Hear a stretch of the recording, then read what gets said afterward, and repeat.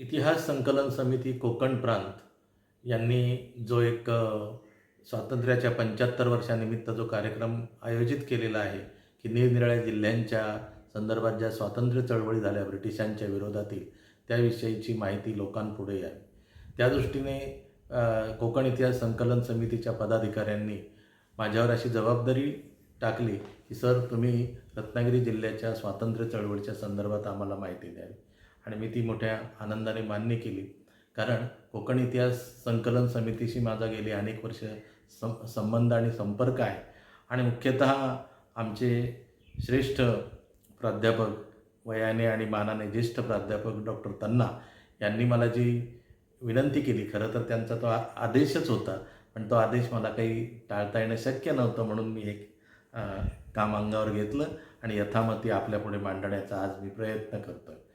या संदर्भात मला पहिल्यांदी माहिती सांगितली पाहिजे की रत्नागिरी जिल्ह्याचं स्वातंत्र्य चळवळ असं जरी शीर्षक असलं तरी 1 मे 1981 रोजी मूळ रत्नागिरी जिल्ह्याचं रत्नागिरी आणि सिंधुदुर्ग असं विभाजन झालेलं असल्यामुळे माझ्या बोलण्यामध्ये केवळ आजची रत्नागिरी न येता आजचा सिंधुदुर्ग जिल्हा आणि त्यातली काही गावं आणि नावंसुद्धा येतील. त्यामुळे ऐकणाऱ्यांनी असं लक्षात घ्यावं की हे सगळ्या घटना स्वातंत्र्यपूर्वीच्या असल्यामुळे रत्नागिरी हा एकच जिल्हा होता आणि त्यामुळं आपण सोयीसाठी तसं केलं. आता आपल्या सगळ्यांना माहिती आहे की 3 जून 1818 रोजी ब्रिटिशांचा युनियन जॅक आपल्या शनिवार वाड्यावर फडकला आणि तिथून आपण पारतंत्र्यात गेलो. अर्थात पारतंत्र्यात जाण्याची प्रक्रिया आपली 1802च्या वसईच्या तहापासूनच सुरू झालेली आहे. म्हणजे एक प्रकारे कोकणमध्येच कोकणचा इतिहास सांगतानाच आपल्याला हे लक्षात घेतलं पाहिजे की आपण पारतंत्र्यात जाण्याची सुरुवातसुद्धा आपल्या वसईच्या तहापासून झाली. पण त्याचबरोबर आपण हे इथं सांगितलं पाहिजे आणि मोठ्या अभिमानाने सांगितलं पाहिजे की ब्रिटिशांची सत्ता सुरू झाली, त्या सत्तेचा अनेकांनी धिक्कार केला, पण काहींनी स्वीकारही केला. पण जो धिक्कार केला आणि धिक्कारानंतर त्या ब्रिटिश सत्तेला जो विरोध व्हायला लागला, तो विरोध करणारा जो उमाजी नाईक नावाचा जो माणूस होता, तो भले कोकणातला नसेल, पण त्यांनी कोकणात येऊन ब्रिटिशांना आदेश दिला की तुम्ही आमच्या इथे राहता कामा नये, किंबहुना ही भूमी आमची आहे आणि आमची भूमी आमच्याच ताब्यात राहिली पाहिजे. त्यांनी एक जाहीरनामा काढला होता आणि तो जाहीरनामा रत्नागिरी आणि ठाणे या 2 प्रांतांसाठी होता. त्या जाहीरनाम्यामध्ये तो असं म्हणतोय की ही भूमी आमची आहे, त्यामुळं वसूल करण्याचा अर्थात जमीन महसूल आणि इतर महसूल वसूल करण्याचा अधिकार आमचा आहे. त्यामुळे सगळ्याच जनतेला आम्ही असं सांगतो की इथून पुढचा महसूल आमच्याकडे भरा, नाहीतर परिणामांना सामोरे जा. याचा अर्थच असा होता की या ठिकाणी इथून पुढे परकीयांची सत्ता न चालता स्वकीयांची सत्ता चालेल आणि मग तुम्ही अर्थातच महसूल भरला की त्यासाठीच्या सोयीसुविधा तुम्हाला देता येईल. इथे एक गोष्ट आपण लक्षात घेतली पाहिजे की आजकाल सबाल्टर्न हिस्ट्री वगैरे असं इतिहासामध्ये बरंच काही म्हटलं जातं. सर्वसामान्यांचा इतिहास किंवा तळागाळातल्या लोकांनी घडवलेला इतिहास वगैरे असे मराठीत त्याचे अर्थ दिले जातात. ते बरोबरही आहेत. पण एक सामान्य किंबहुना ज्यांच्यावर आत्तापर्यंत चोर दरोडेखोर अशा प्रकारचा शिक्का मारलेला होता, त्यातील एक माणूस स्वातंत्र्याच्या आकांक्षेने पुढे येतो आणि नुसतं पुढे येतो असं नाही, तर तो छत्रपती शिवाजी महाराजांना देखील आपला आदर्श मानतो आणि त्या जाहीरनाम्यामध्ये तो एके ठिकाणी म्हणतोय की आम्ही शिवाजीराजांचे वंशज आहोत. तेव्हा शिवाजी महाराजांनी जसं स्वातंत्र्यासाठी काम केलं तसंच आम्ही करणार आहोत. त्यामुळं ब्रिटिशांनी आमच्यापासून सावध राहावं किंवा आम्ही ते ब्रिटिशांचे आदेश मानणार नाही. अर्थात या उमाजी नाईकाबद्दल मला सांगितलं पाहिजे की हा निरक्षर माणूस आहे. त्याचं कुठलंही वाचन नाही, काही नाही, पण त्याला ही जी काही स्वातंत्र्याची उर्मी त्याच्यात कुठून आली हे आजपर्यंत कोणाला सांगता आलेलं नाही. बरं, त्याला हेही माहिती होतं की आपण जे काही 5-50 सवंगडी जमा केलेले आहे, स्वातंत्र्याची भाषा करतोय, पण आपली तयारी ती किती आहे, ब्रिटिश कुठे, आपण कुठे, हे त्याला कल्पना होती. तरीसुद्धा आपण स्वातंत्र्यासाठी झुंजायचं हा त्याचा निश्चय आहे. तो तसा झुंजला आणि 1827 ते 32 विशेषतः त्यांनी चिपळूणच्या आसपास जे लढे दिलेले आहेत त्या लढ्यांचं वर्णन उमाजीराजे मुक्काम डोंगर नावाच्या एका संशोधनात्मक पुस्तकामध्ये झालेलं आहे. आणि ते अगदी अलीकडचं संशोधन आहे. अलीकडचं म्हणता म्हणता सुद्धा ते 1990-91मध्ये झालेलं संशोधन आहे. त्याच्यानंतर अजून त्या विषयावर कोणी काही लिहिलेलं नाही. एखाद दुसरा इंग्रजीतला शोध निबंध सोडला तर स्वतंत्र असं लिखाण नाही आहे.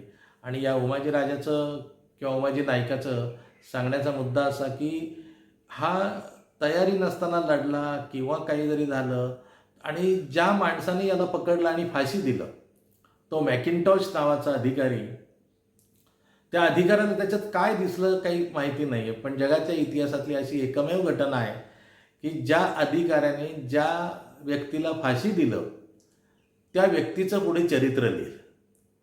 1832मध्ये उमाजी नायकाला फाशी दिलेलं आहे आणि 1834मध्ये त्या मॅकिंटॉशने लिहिलेलं चरित्र प्रकाशित झालेलं आहे.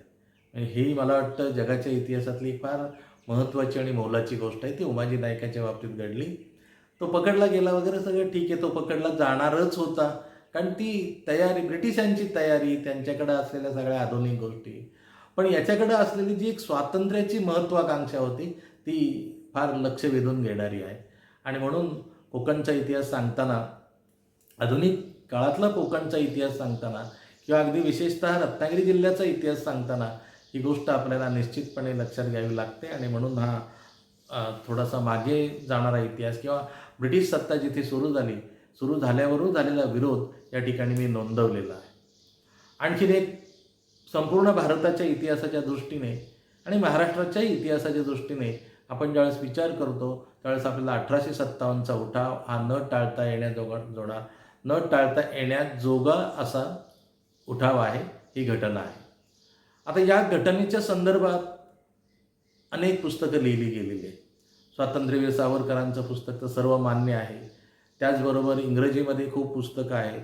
आणि अगदी अलीकडचं जर सांगायचं झालं, ज्यांना फार मोठी पुस्तकं वाचणं जमत नाही त्यांच्यासाठी मी जाता जाता या व्याख्यानाच्या निमित्तानं असं सांगतो की डॉक्टर अशोकराव मोडक यांनी एक वर्षभर एक लेखन केलं होतं, म्हणजे पुस्तक परीक्षणं केली होती.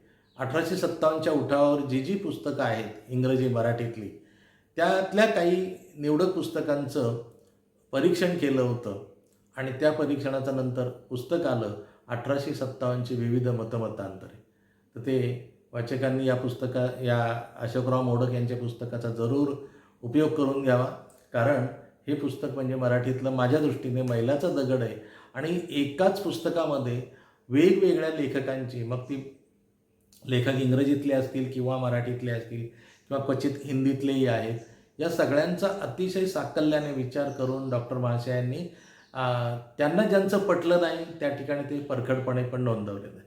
पण त्या पुस्तक परीक्षणाचा विषय नाही, आपला विषय आहे की 1857च्या उठावामध्ये रत्नागिरी जिल्ह्याने काय भूमिका बजावली. तर 1857चा उठाव ज्यावेळेस घडून येत होता त्यावेळेस उत्तरेकडे तर धामधूम होती, दक्षिणेकडे त्याच्याविषयी काही झालंच नाही असा आत्तापर्यंतचा समज होता. पण डॉक्टर व्ही डी दिवेकरांचं एक इंग्रजी पुस्तक आलं 1857 इन साऊथ इंडिया नावाचं इंग्रजी पुस्तक आहे. त्या पुस्तकामध्ये त्यांनी फार बारकाईने दक्षिणेकडे कुठे कुठे काय झालं याचं एक सविस्तर वर्णन केलेलं आहे. आणि ते वर्णन वाचताना आपल्याला लक्षात येतं की अगदी रत्नागिरीसारख्या ठिकाणी छोटंसं का होईना पण लोकांनी विरोध केला होता. सावंतवाडीमध्ये, ज्याचा मगाशी मी उल्लेख केला की जे काही भाग आता तो आमचा सिंधुदुर्ग जिल्ह्यात आहे, पण एकेकाळचा हा सावंतवाडी भाग आमच्या रत्नागिरी जिल्ह्यात होता. आणि त्या सावंतवाडीमध्ये जे संस्थान होतं त्या संस्थानामध्ये सुद्धा संस्थानिक असूनही, जनरली आपल्याला माहिती आहे की संस्थानिकांनी ब्रिटिश सत्तेला फारसा विरोध केला नाही, पण सावंतवाडी संस्थानामध्ये मात्र छानपैकी लढा ब्रिटिशांविरोधी हे 1857मध्ये दिलेलं आहे. ही अतिशय नोंद घेण्याजोगी गोष्ट. आणि थोडंसं जर पुढे जाऊन सांगायचं झालं तर उत्तरेमध्ये नानासाहेब पेशव्यांनी आणि झाशीच्या राणीने जो उठाव घडवून आणला म्हणा किंवा त्या संदर्भात नेतेपण केलं म्हणा, तर ते दोघेही मूळचे कोकणचे आहेत.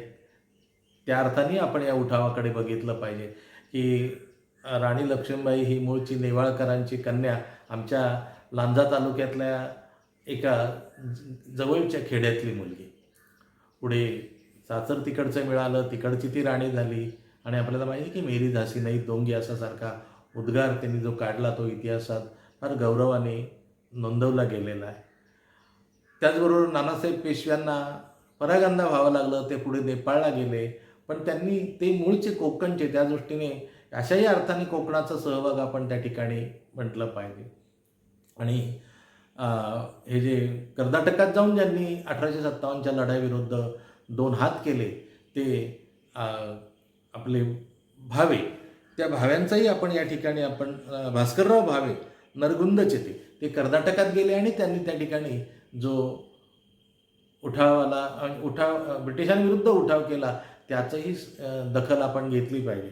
अर्थातच नानासाहेब पेशवे काय, भावे काय, या भाव्यांना तर तोफेच्या तोंडी देण्यात आलं. नानासाहेब पेशवे परागंदा झाले, पण ही सगळी मूळची रत्नागिरी जिल्ह्यातली मंडळी म्हणून मी मुद्दाम या ठिकाणी त्याचा उल्लेख करतो, की प्रत्यक्ष रत्नागिरीच्या भूमीमध्ये या लोकांनी उठाव केला नसेल, पण रत्नागिरीच्या माणसांनी हा उठाव घडवून आणलेला आहे. त्यामुळे 1857च्या उठावामध्ये देखील रत्नागिरी जिल्ह्याने आपला ठसा उमटवलेला आहे, इतिहासात त्याची नोंद केलेली आहे.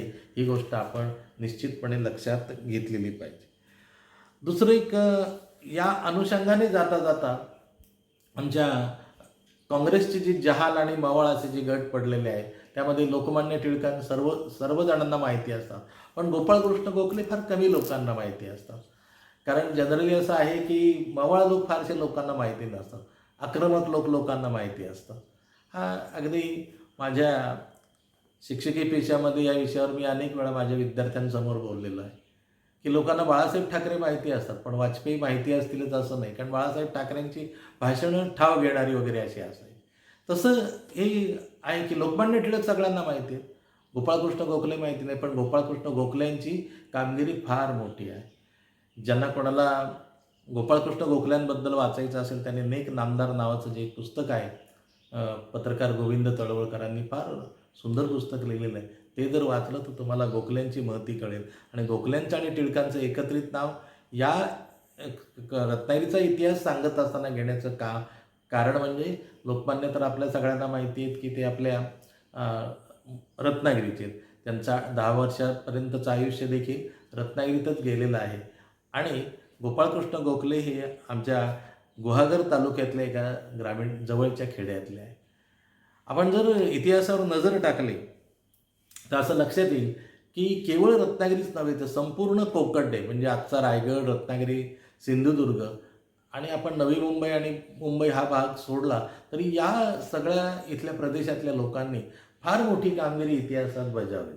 आणि इतिहासात बजावली म्हणताना केवळ मला स्वातंत्र्य चळवळ अभिप्रेत नाही, तर त्या ठिकाणी सामाजिक इतिहास असेल, सांस्कृतिक इतिहास असेल, वाङ्मयीन इतिहास असेल, या वेगवेगळ्या क्षेत्रामध्ये अनेक मंडळींनी इतकी कामगिरी बजावलेली आहे की त्या एकेका कामगिरीवर एक तास बोलता येईल किंवा त्याचं सत्र चालवता येईल, इतकी मोठी कामगिरी. दुर्दैवाने आमच्या रत्नागिरी जिल्ह्याच्या बाबतीत स्वतंत्र असं लेखन झालेलं निदान माझ्या वाचनात नाही आहे. असलं कोणी नजरेला आणून दिलं तर त्याचं जरूर स्वागत करू आपण.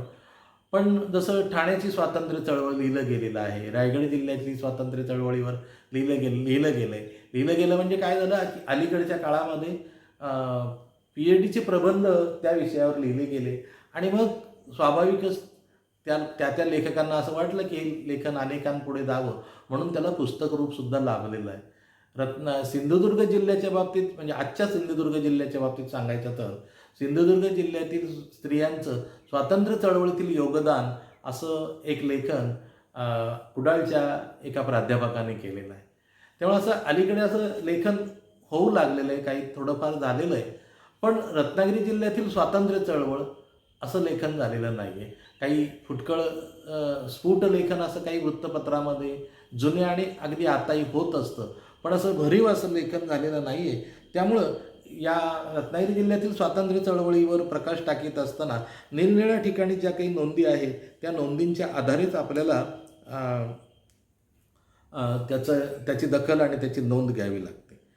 या मगाशी जसं लोकमान्य टिळक आणि गोखल्यांचा उल्लेख मी केला, तसंच नाग गोरे आणि S.N. जोशी या दोघांचा सुद्धा उल्लेख करावा असं मला वाटतं. तुम्ही असं म्हणाल की नाग गोरे आणि S.N. जोशी या दोघांनी काही रत्नागिरीत प्रत्यक्ष किंवा त्यावेळच्या रत्नागिरीत येऊन कुठे काही लढा उभारला का, कोणाचं नेतृत्व केलं का, तर असं नाही आहे. पण ती माणसं इथून निघाली, ते पुणे आणि मुंबई ही त्यांची कर्मभूमी त्यांनी मानली आणि त्या तिकडे जाऊन काम केलं, पण त्यांची इकडे नाळ कधी तुटली नव्हती हेही आपल्याला त्यांच्या त्यांच्या चरित्र आणि आत्मचरित्रातून दाखवून देता येतं. नागो गोरे हे देवगड तालुक्यातले हिंदले गावचे, तर एस एम जोशी तर आत्ता ज्या ठिकाणी मी बसून तुमच्या सगळ्यांशी बोलतोय त्याच्यापासून अगदी पुढच्या 2-3 किलोमीटरचं वरचं जे गोळप नावाचं गाव आहे आणि त्या गोळप नावाच्या गावातून एस एम जोशी आले. त्यांचा जन्म तिथे झाला. मी एस एम नावाचं त्यांचं जे आत्मचरित्र आहे ते अतिशय वाचनीय आहे आणि ज्यांना कोणाला जुन्या रत्नागिरीची माहिती घ्यायची असेल की बाबा जुनी रत्नागिरी कशी होती, काय होती, तर जसं अप्पासाहेब पटवर्धनांचं जसं माझी जीवनयात्रा नावाचं आत्मचरित्र आहे, तसं एस एम जोशींचं मी एस एम नावाचं खूप चांगलं आत्मचरित्र आहे. ते त्या आत्मचरित्रामध्ये सुद्धा रत्नागिरीच्या संदर्भात त्यांनी ज्या काही गोष्टी केल्या, मग ते पुण्यात राहून केल्या असतील किंवा कधीतरी इकडे येऊन केल्या असतील, त्याच्या नोंदी केलेल्या आहेत. आमच्या रत्नागिरीजवळचं पावस हे पवित्र ठिकाण सगळ्यांना माहिती आहे, परंतु त्या पावसच्या जवळ एक मावळंग नावाचं गाव आहे, तिथून आपले दादासाहेब मावळणकर हे पुढे आलेले आहेत आणि ते गांधींचे एक अतिशय कट्टर अनुयायी होते. त्यांनी स्वातंत्र्य आंदोलनामध्ये सहभागही नोंदवला होता. सावंतवाडी तालुक्यातील तिरोडे नावाचं जे गाव आहे, तिथे जगन्नाथराव भोसले नावाचे अतिशय मोठे कर्तबगार ग्रस्त होऊन गेले आणि त्यांनी इंग्लंडमध्ये जाऊन लष्करी शिक्षण घेतलं होतं आणि नुसतं शिक्षण घेतलं आणि पुढे इंग्लिश लोकांची काही काळ सेवा केली, परंतु नंतर त्यांच्या लक्षात त्यातला फुलपणा आला आणि मग त्यांनी सुभाषचंद्र बोसांच्या आझाद हिंद सेनेमध्ये प्रवेश केला. अतिशय चांगली कामगिरी तिथे बजावली आणि सुभाषचंद्र बोसांच्या त्या आझाद हिंद सेनेमध्ये ते चीफ ऑफ द स्टाफ इथपर्यंतच्या मोठ्या पदावर ते जाऊन बसले. सांगायचा मुद्दा असा की अशी छोटे मोठ्या गावातून आलेली माणसं पुढे भले बाहेर गेली असतील, पण ती रत्नागिरी जिल्ह्यातून किंवा कोकणातून आलेली आहेत, म्हणून या लोकांचा उल्लेख आपण केला पाहिजे आणि एक प्रकारे त्यांनीच ती स्वातंत्र्य चळवळ घडवली आहे असंही आपण त्या ठिकाणी म्हटलं पाहिजे. आता काही लोकांचा नामनिर्देश मी वानगी दाखल केला, परंतु आपल्याला माहिती आहे की 1885मध्ये काँग्रेसची स्थापना झाली. अखिल भारतीय स्तरावर काँग्रेसची स्थापना झाली. मुंबईमध्ये त्याची स्थापना झाली आणि फार मध्यमवर्गीय, सुशिक्षित, सुसंस्कृत लोक त्या काळामध्ये काँग्रेसचे पदाधिकारी होते आणि सामान्य सभासद पण होते. आणि ज्यावेळेस काँग्रेसची स्थापना झाली त्याचं लोण हळूहळू कोकणामध्ये आलं आणि साधारणतः 1900 पर्यंत म्हणजे पुढच्या 15-20 वर्षात त्या काँग्रेसने या कोकणामध्ये सुद्धा चांगलं मूळ धरलं आणि मग स्वाभाविकच तो काळच काँग्रेसचा म्हणूनच ओळखला जातो इतिहासामध्ये. मग मवाळ जहाल वगैरे ते असतील, पण मुळात काँग्रेसचाच काळ तो आणि मग त्या काँग्रेसच्या छत्राखाली अनेक लोक एकत्र आले. पण तरीसुद्धा लोकांना त्या मवाळ काँग्रेसपेक्षा, जसं मगाशी मी म्हटलं की गोखल्यांपेक्षा टिळक लोकांना जास्त भावायचे, तसं या मवाळ काँग्रेसपेक्षा जहाल काँग्रेस लोकांना भावायची आणि विशेषतः तरुणांचा पगडा जो होता, विशेषतः शाळकरी विद्यार्थी किंवा महाविद्यालय तर त्यावेळेस नव्हतंच या भागामध्ये. इथले लोक महाविद्यालयीन शिक्षण घ्यायला मुंबईतच जायचे, त्यामुळे महाविद्यालयीन नाही पण शाळकरी विद्यार्थी, त्यावेळेस विशेषतः मॅट्रिकला बसलेल्या विद्यार्थ्यांना मुंबई विद्यापीठाची परीक्षा द्यावी लागायची आणि अशा ज्या वयातली जी मुलं होते ती त्या मुलांवर जहाल विचारसरणीचा पगडा पडायचा आणि त्याच्यातूनच मग हळूहळू काही चळवळी सुरू झाल्या. त्याचंच 1905मध्ये बंगालची फाळणी झाली आणि त्या बंगालच्या फाळणीनंतर लॉर्ड कर्झनबद्दल जो एक राग संपूर्ण भारतातच निर्माण झाला होता, त्याचे पडसाद रत्नागिरीमध्ये देखील उमटले आणि मग त्या बंगालच्या फाळणीविरोधात इथल्या तरुणांनी रत्नागिरी जिल्ह्यात ठिकठिकाणी, विशेषतः रत्नागिरी शहरात स्वदेशीची चळवळ सुरू झाली. त्यातून एक स्वदेशी भांडार उभारलं गेलं. पटवर्धन नावाचे, ज्यांना रत्नागिरीमध्ये 9 पटवर्धन म्हणून ओळखलं जातं, त्या पटवर्धनांनी इथं एक स्वदेशी भांडार त्या काळामध्ये 2000 रुपये गुंतवून 1905मध्ये 2000 रुपये म्हणजे बघा फार मोठी किंमत येते, ती गुंतवून त्यांनी स्वदेशी भांडार उभं केलं होतं आणि त्याचबरोबर तरुणांना चांगलं वाङ्मय वाचायला मिळावं, त्यातून त्यांची वैचारिक जडणघडण व्हावी, वैचारिक मशागत व्हावी म्हणून त्या ठिकाणी त्यांनी मोफत वाचनालय देखील सुरू केलेलं होतं. आणि अशा प्रकारे ज्यांना जशी जशी चळवळ पुढे नेता येईल ते प्रयत्न करत होते. त्या दरम्यानच्या काळातच आंतरराष्ट्रीय स्तरावर रुसो जपान युद्धामध्ये जपानने रशियासारख्या पाश्चिमात्य देशाचा पराभव केला आणि ती बातमी ज्यावेळेस सर्वदूर पसरली, अर्थातच रत्नागिरीमध्ये सुद्धा आली, त्यावेळेस लोकांना असं वाटलं की आशियाई देश देखील या ठिकाणी विजय मिळवू शकतात.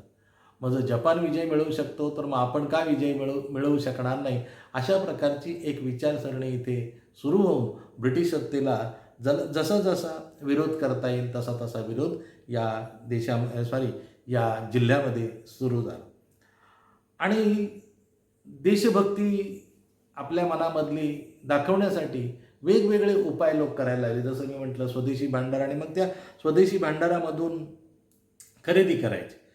त्याचबरोबर देशभक्तांचे फोटो जवळ बाळगायचे. त्यावेळेसची एक गंमत अशी सांगितली जाते की त्यावेळेस ज्या एक काडेच्या पेट्या, ज्याला आपण आतपेटी म्हणतो, त्या काडेपेटीवर लोकमान्य टिळकांचा फोटो छापलेला असायचा. आणि मग ती काडीची पेटी स्वतःच्या खिशात बाळगणं हा त्यावेळेच्या मुलांचा एक अभिमान असायचा. आणि अशी मग काही ती काडी म्हणजे लोकमान्य टिळकांचं चित्र बाळगलं जवळ, म्हणजे हा देशभक्त आहे, हा देशभक्त आहे म्हणजेच ब्रिटिश विरोधी आहे असं ठरवून ब्रिटिश अधिकाऱ्यांनी म्हणा, पोलिसांनी म्हणा, अशा अनेक मुलांना, अनेक तरुणांना त्यावेळेस अटक केल्याचे सुद्धा त्या ठिकाणी वृत्तांत वाचायला मिळतात आपल्याला. मगाशी मी म्हटलं त्याप्रमाणे मवाळांबद्दल फारसं काही प्रेम नव्हतं, पण विशेषतः 1905 नंतर मात्र मवाळांबद्दल एक प्रकारची तिरस्काराची भावना तरुणांमध्ये तयार होईल अशा प्रकारचं काही छापील वाङ्मयसुद्धा त्या ठिकाणी मुलांच्या हाती पडेल असं पाहिलं गेलं. आणि मग आपल्याला माहिती आहे की 1907 सुरतला जी काँग्रेस भरली होती, तिथे मूळ काँग्रेसचे 2 भाग झाले आणि तिथे सरळ सरळ मवाळ आणि जहाल असे गट पडले. जहालांचं नेतृत्व अर्थातच लोकमान्य टिळकांकडे आलं आणि लोकमान्य टिळकांचे एक शिष्य म्हणा किंवा लोकमान्य टिळकांचे एक बरोबरीचे ग्रस्त दादासाहेब खापर्डे, ती सुरत काँग्रेसमध्ये जे काही काँग्रेस फुटली आणि त्या फुटीला लोकमान्य टिळकांना जबाबदार धरतात, पण ते कसं चुकीचं आहे हे सांगण्यासाठी, व्याख्यानं देण्यासाठी दादासाहेब खापर्डेंनी केवळ रत्नागिरीत नव्हे तर रत्नागिरी जिल्ह्याचा दौरा केला. आणि रत्नागिरीतली गोष्ट अशी सांगितली जाते की रत्नागिरीत ज्यावेळेस दादासाहेब खापर्डे आले आणि विठ्ठल मंदिरामध्ये त्यांचं व्याख्यान होतं, त्या व्याख्यानाच्या ठिकाणी जाण्यासाठी त्यावेळेसची जी काही सारवट गाडी म्हणजे बैलगाडी, त्या बैलगाडीतून बसून त्यांची यात्रा काढली, पण मध्येच रत्नागिरीच्या लोकांनी ते बैल सोडायला लावले आणि ती गाडी, दादासाहेब खापर्ड्यांची गाडी, सारवट गाडी विठ्ठल मंदिरापर्यंत आपण ओढत नेली. मला या ठिकाणी आठवण अशी होती की अशीच गोष्ट सुरतेमध्ये घडली. सुरतेला ज्यावेळेस लोकमान्य टिळक गेले सुरत काँग्रेसला, त्यावेळेस तिथल्या स्टेशनवर टिळक रेल्वेतून उतरल्याबरोबर अनेक तरुण तिथे आले. त्यांच्यासाठी तर मोटार तयार होती आणि मोटारीत टिळक बसणार, ती मोटारच पंक्चर केली तिथल्या तरुणांनी. का तर टिळकांनी या मोटारीतून उठावं, आम्ही तयार केलेल्या गाडीमध्ये बसावं आणि ती गाडी अधिवेशनापर्यंत आम्ही ओढत न्यावी, ही भावना होती. म्हणजे टिळकांबद्दलचं प्रेम, त्याचबरोबर देशभक्ती, हे सगळं तिकडच्या त्या मुलांचं दिसतं. पण आपल्याला रत्नागिरीतल्या या स्थानिक इतिहासामध्ये ही गोष्ट सांगितली पाहिजे की दादासाहेब खापर्डे, की जे एक प्रकारची टिळक भक्तच होते, समकालीन आहेत, ते सगळे बरोबरीची माणसं आहेत, पण ते टिळकांबद्दल काय सांगतात किंवा जहाल विचार कसे ते मांडतात वगैरे हे ऐकण्यासाठी उत्सुक असलेल्या तरुणांनी त्या देशभक्तीच्या भरामध्ये दादासाहेब खापर्ड्यांचा गौरवसुद्धा सुरतेच्या मुलांनी किंवा सुरतेच्या तरुणांनी ज्याप्रमाणे लोकमान्य टिळकांचा केला, त्याप्रमाणे दादासाहेब खापर्ड्यांचा इकडे अतिशय चांगला गौरव गाडी ओढून त्यांचा केला, मिरवणूक काढली. आपल्या रत्नागिरीमध्ये पुढचा टप्पा जर सांगायचं झालं तर आपल्याला माहिती आहे की 1908 लोकमान्य टिळकांना अटक झाली, पुढे शिक्षा झाली. 1914 ते मंडालेला गेले वगैरे, हे सगळं माहिती आहे आपल्याला. पण 1908 टिळकांना अटक झाल्यानंतर रत्नागिरीत परिणाम काय झाला? मुंबईत तर आपल्याला सर्व ज्ञात तो इतिहास आहे की मुंबईतले कामगार 6 दिवस संपावर गेले. 6 दिवस का? तर एका वर्षासाठी 1 दिवस असं ते त्यांनी त्यांच्या मनाशी योजलं होतं. रत्नागिरीत ज्यावेळेस ही बातमी पसरली त्यावेळेस रत्नागिरीच्या शाळकरी मुलांनी ज्या क्षणाला ती बातमी समजली त्या क्षणाला उत्स्फूर्तपणे शाळेत संप घडवून आणला. अर्थातच तो काही तासच टिकला. ब्रिटिश अधिकाऱ्यांना आणि पोलिसांना ती खबर लागल्याबरोबर त्यांनी बऱ्याच मुलांना अटक केली, माफी मागायला लावली. बहुतेक मुलं माफी मागून मोकळे झाले. पण त्यातही एक तात्या घाटे नावाचा एक माणूस असा होता की त्यांनी माफी मागितलीच नाही. शेवटी शिक्षकांनी असं पोलिसांना सांगितलं नाही, त्यांनी माझ्याकडे माफी मागितली आणि मग त्याला ते शाळेत घेतला. इथे मला ते शिक्षकांचं पण कौतुक करावं असं वाटतं. कारण त्या शिक्षकांच्यावर काही मर्यादा होत्या. आपण बऱ्याच वेळा काय करतो की एखाद्याला अमुक एक जमलं नाही असं म्हणतो, पण तसं नसतं. त्यालाही ते करायचं असतं. पण त्या मर्यादा असतात की आता शाळेच्या नोकरीत असलेला शिक्षक सरळ सरळ त्या पोलिसांना किंवा अधिकाऱ्यांना विरोध करत बसला असता तर त्याची नोकरी गेली असती मुळात. अर्थात नोकरी गेली म्हणून फिकीर करणारे त्या काळातले लोक नव्हतेच. हे जरी खरं असलं तरी प्रत्येकालाच ते सगळं जमतं असं नाही. पण त्या घाटेंच्या बाबतीत त्या शिक्षकांनी की माझ्याकडे त्यांनी मागितलेली आहे माफी, तुम्ही त्याला वर्गात बसू द्या वगैरे, हे जे सगळं केलं त्यांचंसुद्धा आपण नोंद घेतली पाहिजे. त्यांचं आपण आणि अशी जी कामं त्या त्यावेळेच्या लोकांनी केली म्हणून आज आपण स्वातंत्र्यात आहोत, म्हणून आपण त्यांचं निश्चितपणे ऋणी राहिलं पाहिजे असं मला वाटतं. हे 1905च्या नंतरच्या काही काही अगदी थोडक्यात आणि ठळक घटना आपण सांगतो. आपल्याला माहिती आहे की बंगालमध्ये 1908च्या सुमारास एक बॉम्बचं युग सुरू झालं आणि बंगालमध्ये युगांतर नावाचं एक वृत्तपत्र निघायचं. कसं कोणास ठाऊक, पण त्या काय रत्नागिरीतल्या काही गुप्त मंडळींनी ते युगांतरची भले 1-2 अंक का होईना मिळवायचा प्रयत्न केला आणि त्यांना ते मिळाले. आणि मग ते मिळालेले अंक, त्यावेळेसची जी काही सायक्लोस्टाईलची पद्धत होती अतिशय अवघड आणि वेळखाऊ, तर ते सायक्लोस्टाईल अंक मग तरुणांच्यात वाटायचे. मग काही ठिकाणी त्याचं ते वाचन व्हायचं आणि मग त्याच्यामध्ये जे काही विषय आलेले असतील, अर्थातच राष्ट्रभक्तीचे विषय, त्याचा प्रचार आणि प्रसार तरुण एकमेकांच्यात करायचे. हे त्या ठिकाणी चाललं होतं रत्नागिरी जिल्ह्यामध्ये. आणि अर्थातच मग हे ज्यावेळेस सरकारच्या लक्षात आलं त्यावेळेस सरकारने दडपशाहीने ते सगळे मार्ग बंद केले. त्याच्यानंतर जवळजवळ पुढचे 5-6 वर्षे एकूणच रत्नागिरी जिल्ह्यामध्ये फार काही चळवळी चालल्या असं दिसत नाही. पण 1914मध्ये लोकमान्य टिळक सुटून आले आणि लोकमान्य टिळक सुटून आल्यानंतर केवळ महाराष्ट्रातच नव्हे तर संपूर्ण भारतात पुन्हा एकदा चैतन्य निर्माण झालं. आणि लोकमान्य टिळकांनी सुद्धा 6 वर्षे तुरुंगात राहिल्यानंतर सुद्धा बाहेर आल्यानंतर पूर्वीच्याच जोमाने सगळ्या ज्या चळवळी चालू केल्या, राष्ट्रीय चळवळी त्या चालू केल्यानंतर त्याच्या वार्ता ज्यावेळेस केसरीमधून मराठामधून ठिकठिकाणी जाऊ लागल्या तर त्या केसरीचे अंकसुद्धा आठवड्यातून 1 दिवस निघणारा केसरी, पण कधीतरी 15-20 दिवसांनी जुना केसरी का होईना रत्नागिरीत यायचा आहे. मी रत्नागिरीतल्या काही जुन्या जाणत्या लोकांकडून असं ऐकलेलं आहे की तो केसरी आल्यानंतर खूप त्या रत्नागिरीचं जे टिळकाळीमध्ये असलेलं गणपतीचं मंदिर आहे त्याला पार म्हटलं जायचं, आजही म्हणतात. आणि त्या पारावर अनेक तरुण एकत्र येऊन त्यातला कोणीतरी एक मोरक्या तो अंक वाचायचा, मग त्याच्यावर चर्चा विचारमंथन वगैरे व्हायचं. म्हणजे लोकमान्य टिळकांची ही कामगिरी मोठीच आहे. पण त्याच्यापासून इतक्या लांब अंतरावर असलेले लोक हे जे काही काम करायचे ना त्याचं खरंच कौतुक आणि आश्चर्य वाटतं. कौतुक याच्यासाठी की आज आपल्याकडं खूप साधनं आहेत. त्या काळात साधनांची वानवा होती, तुटवडा होता, तरी ही माणसं वेगवेगळ्या मार्गाने जाऊन आपली देशभक्ती दाखवायची. आणि केवळ इथे केसरीच यायचं असं नाही, केसरी मराठा तर यायचं, पण ज्ञानप्रकाशसारखं ते जरा वृत्तपत्र प्रतिगामी विषयाचं होतं, विचारांचं होतं, पण ते यायचं, त्याचं वाचन व्हायचं हे महत्त्वाचं. आणि भालाकार भोपटकर जे होते, त्या भोपटकरांचा जो भाला नावाचं जे वृत्तपत्र होतं तेही रत्नागिरीमध्ये यायचं आणि त्या ठिकाणी त्याचं सार्वजनिक वाचन व्हायचं. हे जर वर्तमानपत्रांनी जी काही वर्तमानपत्रांच्या माध्यमातून या तरुणांनी देशभक्तीची जी कामगिरी केली ती आहे. पण त्याचबरोबर आपल्याला माहिती आहे की देशामध्ये त्या काळामध्ये स्वातंत्र्यपूर्व काळामध्ये ब्रिटिशांच्या शाळांना विरोध करता करता अनेकांनी राष्ट्रीय पाठशाळा काढल्या.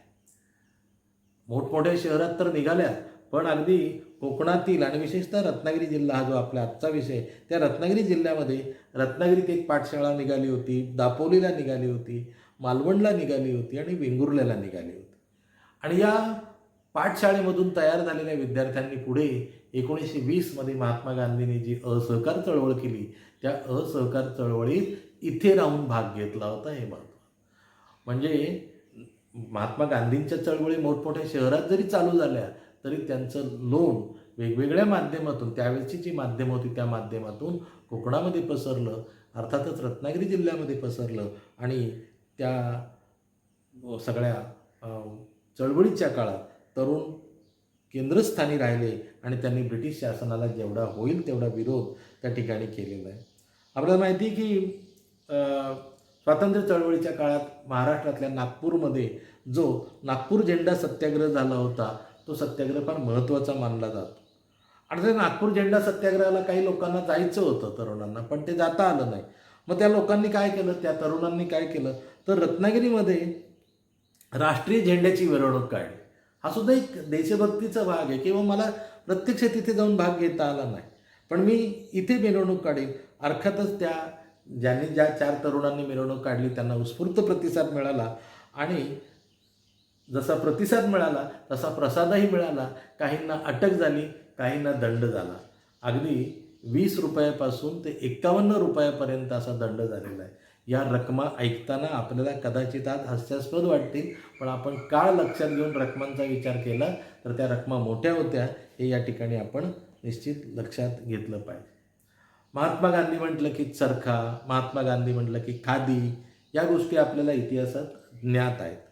आणि तेच आपल्याला इथं दिसतं की रत्नागिरी जिल्ह्यामध्ये स्वातंत्र्यपूर्व काळामध्ये राष्ट्रीय भावना चेतवण्यासाठी खादीची प्रदर्शनं भरवण्यात आली, चरखा चालवण्याची प्रदर्शनं भरवण्यात आली. आणि मुख्य म्हणजे गांधीजींनी ज्यावेळेस आपल्या कोकणचा दौरा केला, रत्नागिरी जिल्ह्याचा दौरा केला, त्यावेळेस त्यांनी या सगळ्या गोष्टीचं कौतुक केलं. जे काही 500 चरखे आले होते त्यातले 2-3च चालू होते, म्हणून गांधीजींना कोणीतरी कुत्सितपणे छेडलं देखील. 3 चरखे 2 चरखे चालू आहेत अजून. गांधी म्हणाले, तेव्हा सुरू झालेले 2 का होईना चरखे आत्तापर्यंत चालू आहे, याचाच अर्थ इथे चळवळ चालू आहे. गांधीजींनी त्यांनाच उलट त्या ठिकाणी हे केलं की तुम्ही असं नावमेद करू नका कोणा, की चळवळ चालू आहे, आता संख्या कदाचित कमी असेल, असा गांधींच्या म्हणण्याचा हेतू होता. हे याच्याबरोबरच 1930-32चे जे सत्याग्रह झाले, त्या सत्याग्रहामध्ये सुद्धा रत्नागिरी जिल्ह्याने खूप चांगला रंग भरलेला आहे. रत्नागिरी, मालवण, शिरोडा इत्यादी ठिकाणी निरनिराळे सत्याग्रह झालेले आपल्याला दिसतात. आणि हे जे सगळे सत्याग्रह झाले त्याच्यामध्ये आपल्याला असं दिसतं की निरनिराळ्या लोकांना अटक झाली. आता हे जे अटक झालेल्यामध्ये आहेत ते कोकण गांधी ज्यांना म्हटलं जातं, ते अप्पासाहेब पटवर्धन. ज्यांना कोणाला वाचण्यामध्ये रस असेल किंवा रत्नागिरी जिल्ह्याचा तत्कालीन इतिहास समजून घ्यायचा असं वाटत असेल तर त्यांनी माझी जीवनयात्रा नावाचं जवळजवळ 700 पानांचं त्यांचं जे आत्मचरित्र आहे ते वाचावं. खूप सुरेख आणि महत्त्वाचं म्हणजे अतिशय प्रामाणिक असं ते आत्मचरित्र आहे. आणि ते प्रामाणिक आत्मचरित्र म्हणत असताना मला तो रत्नागिरी जिल्ह्यातील इतिहासाचं एक फार मोठं साधन वाटतं. आणि म्हणून मी अशी सूचना करतो जाता जाता या निमित्तानं की ज्यांना रत्नागिरी जिल्ह्याचा इतिहास समजून घ्यायचा असेल त्यांनी एक साधन म्हणून अप्पासाहेब पटवर्धनांचं माझी जीवनयात्रा हे आत्मचरित्र जरूर वाचावं. आता अप्पासाहेब पटवर्धनांना जसा तुरुंगवास घडला तसा अनेकांना घडला. त्या तुरुंगवासाचं आपल्याला माहिती आहे की जवाहरलाल नेहरूपासून ते अप्पासाहेब पटवर्धनांपर्यंत आपण अनेकांनी वानगी दाखल नावं घेतोय आपण. ज्यांना तुरुंगवास घडला त्यांनी भारताच्या इतिहासात मला या लोकांचं फार कौतुक वाटतं की तुरुंगवासाच्या काळात या लोकांनी फार मोठं लेखन केलं. जवाहरलाल नेहरूंनी डिस्कवरी ऑफ इंडिया लिहिला, इतरांनी अनेक गोष्टी लिहिल्या, माझी जीवनयात्रा यांनी नंतर लिहिली, पण हळूहळू त्याची क्रमशः काही प्रकरणं इथल्या स्थानिक वर्तमानपत्रांमध्ये येत होते. लोकांना असं वाटलं की हे आलं पाहिजे आणि मग लोकांनी त्यांच्याकडे आग्रह धरला आणि ते 3 खंडी पण एकत्र असं ते 700 पानांचं पुस्तक तयार झालं. महाराष्ट्राच्या किंवा विशेषतः कोकणच्या इतिहास ज्यांना ज्यांना वाचायचा आहे, अभ्यास करायचा आहे, त्यांना ते एक फार मोठं साधन. पण ही सगळी कोकणातल्या माणसांचा मी उल्लेख केला. पण महाराष्ट्राच्या इतिहासामध्ये मुळशी सत्याग्रहामुळे जे लोकांना माहिती झाले ते सेनापती बापट. हे सेनापती बापट देखील या राष्ट्रीय चळवळीच्या कार्यात ओढले गेलेले असताना त्यांना रत्नागिरीच्या तुरुंगात काही काळ ठेवलं होतं. सावरकरांना या ठिकाणी ठेवलं होतं आणि सावरकर 1924 ते 37 या काळात इथे होते. ते लोकांना ज्ञात आहे, त्याच्यावर लिहिलं गेलेलं आहे. सेनापती बापटांवर पण लिहिलं गेलेलं आहे. डॉक्टर यदी फडक्यांसारख्या महान संशोधकांनी द्विखंडी चरित्र त्यांचं लिहिलेलं आहे. परंतु सर्वसामान्य लोकांना रत्नागिरीत त्यांना ठेवलं होतं आणि रत्नागिरीच्या त्या वास्तव्यामध्ये राजकीय काम त्यांचं चालूच होतं. पण सावरकरांनी इथं जसं जे काम केलं, अस्पृश्यता उद्धार वगैरे तशाच प्रकारचं काम वेगवेगळ्या भाषणांना जाण्याच्या निमित्तानं सेनापती बापट इथे करत होते. त्यामुळं सेनापती बापटांचा कोकणच्या किंवा रत्नागिरी जिल्ह्याच्या इतिहासात असा एक भाग आहे की दिलेल्या ठिकाणी ते सभा संमेलनं अर्थात राजकीय संमेलनं घ्यायला जायचे. भाषणांना लोक त्यांना बोलवायचे आणि भाषणं जसे सेनापती करायचे तसं ते फार स्वातंत्र्याच्या संदर्भात उद्बोधक ठरतील अशी कवनं सेनापती करत असत. त्यांची काही कवनं आजही आपल्याला प्रसिद्ध झालेली वाचायला मिळतात. तेव्हा सेनापती बापटांचा उल्लेख या ठिकाणी करणं आवश्यक आहे. आवश्यक तेवढा मी उल्लेख या ठिकाणी केला. आणि 1930, 32, 35मध्ये एक कायदा आला, 1935चा भारतविषयक कायदा. त्यानंतर 1937च्या प्रांतिक निवडणुका झाल्या. त्या निवडणुकामध्ये अनेकांनी भाग घेतला. काँग्रेसने तिथे ते जिंकले, प्रांतिक सभा चालू झाल्या वगैरे, हा सगळ्या नंतरचा इतिहास आहे. पण 1939मध्ये जर्मनीने पोलंडवर हल्ला केला आणि ते निमित्त होऊन दुसरं महायुद्ध सुरू झालं. आणि त्या दुसऱ्या महायुद्धानंतर किंवा महायुद्धाच्या काळातच आपल्याकडे 1942चं आंदोलन घडून आलं. आणि 1942चं आंदोलन तरी संपूर्ण भारतामध्ये घडून आलं. महात्मा गांधींचा तो चले जावचा ठराव, महात्मा गांधी, जवाहरलाल नेहरू वगैरे या सगळ्या मोठ्या नेत्यांना झालेली अटक, हा सगळा इतिहास आपल्या त्यात ज्ञात आहे. पण या कोकणामध्ये रत्नागिरी जिल्ह्यामध्ये 1942ची चळवळ सर्वसामान्य म्हणजे ज्याला आपण काय म्हणू, दुसऱ्या प्रतीचे किंवा दुय्यम नेते, कारण पहिल्या प्रतीचे सगळे नेते अटक झाले, पण लोकांनी हार न मानता किंवा माघार न घेता दुसऱ्या प्रतीच्या नेत्यांबरोबर राहून फार मोठी कामगिरी केली. त्याच्यामध्ये 100% आपल्या लोकांना यश आलं असं मी म्हणणार नाही. पण 1942चं आंदोलन अतिशय सामान्य लोकांनी, सामान्य नेत्यांच्या मार्गदर्शनाखाली चालवलं रत्नागिरी जिल्ह्यामध्ये. आणि त्याच्याविषयी देखील थोडंफार लेखन झालेलं आहे. पण मी या भाषणाच्या निमित्तानं जे लेखन झालेलं आहे त्याच्या पलीकडे जाऊन थोडंसं सांगणार आहे की अगदी अलीकडं माझे मित्र चिपळूणच्या लोकमान्य टिळक ग्रंथालयाचे सर्व एक प्रकारचे प्रकाश देशपांडे यांनी अगदी अलीकडं त्यांना आमच्या रत्नागिरीच्या कोर्टामध्ये चिपळूणने 1942च्या चळवळीमध्ये जे काही कार्य केलं त्याच्या संदर्भातले काही कागद मिळालेले आहेत. अलीकडे त्यांनी ते प्रकाशित केलेत की नाही मला माहिती नाही, पण मूळ कागद मी ते वाचलेले आहेत.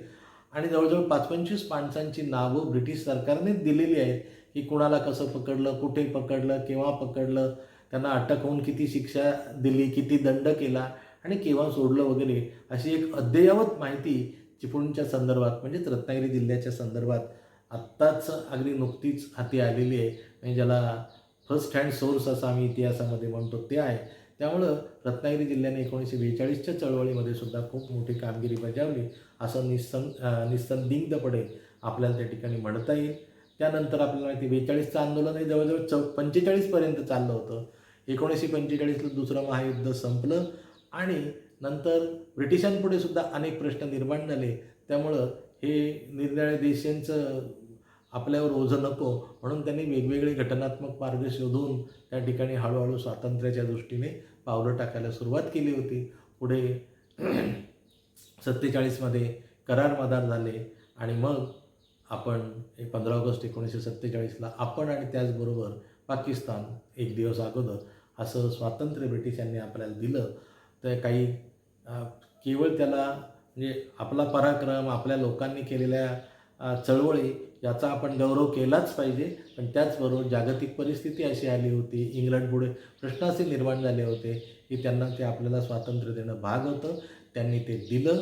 पण त्याचबरोबर आपण हे लक्षात ठेवलं पाहिजे की या सगळ्या गोष्टींचा एकत्रित परिपाक म्हणजे आपल्याला मिळालेलं स्वातंत्र्य आहे. त्यामुळं निरनिराळ्या जिल्ह्यातल्या निरनिराळ्या सामान्य लोकांनी आणि त्यांना मार्गदर्शन करणाऱ्या नेत्यांनी हे जे ह्या ज्या स्वातंत्र्य चळवळी चालवल्या होत्या जिल्हावार, त्यापैकी ही एक रत्नागिरी जिल्ह्याची स्वातंत्र्य चळवळ, हिचा एक अतिशय त्रोटक आणि धावता असा मी आढावा घेण्याचा प्रयत्न केलेला आहे. आणि त्याच्या पलीकडे जाऊन कोणाला जर काही वाचायचं असेल तर मराठीमध्ये स्वातंत्र्य चळवळीवर अनेक पुस्तकं आहेत. मामा देवगिरीकरांचं स्वातंत्र्याची गाथा नावाचं पुस्तक आहे. नवरोजी ते नेहरू नावाचं एकच पुस्तक जर तुम्ही वाचलं तर वेगवेगळ्या पद्धतीने स्वातंत्र्यासाठी कोणी कसे प्रयत्न केले ते तुम्हाला पाहायला मिळेल. लोकमान्य टिळकांचं धनंजय कीरांनी लिहिलेलं चरित्र या संदर्भात वाचता येईल. महात्मा गांधींचं वाचता येईल आणि वाचनाचं साहित्य भरपूर आहे. सर्वसामान्य माणसांना तेवढा वेळ नसतो आणि म्हणून मग अशा प्रकारची व्याख्यानमाला, भाषणं आयोजित केली जातात. थोडक्यात आपल्यापर्यंत काहीतरी येईल असं त्या ठिकाणी अपेक्षा असतील लोकांनाही, ऐकणाऱ्यांनाही. मला असं वाटतं की रत्नागिरी जिल्ह्यातील स्वातंत्र्य चळवळीचा हा जो मी धावता आढावा आपल्यापुढे सादर केलेला आहे, त्यातून अंशतः का होईना आपल्या हाती काहीतरी लागेल अशी माझी अपेक्षा आहे. आणि ते जर लागलं तर मला माझं व्याख्यान लोकांपर्यंत पोहोचवल्याचं निश्चित समाधान लाभेल, याबद्दल काही शंका नाही. पुन्हा एकदा जाता जाता मला जे संयोजकांनी ही संधी दिली त्याबद्दल सर्वांनाच मनःपूर्वक धन्यवाद देतो, सर्वांचे आभारही मानतो आणि या ठिकाणी थांबतो. जय हिंद, जय महाराष्ट्र.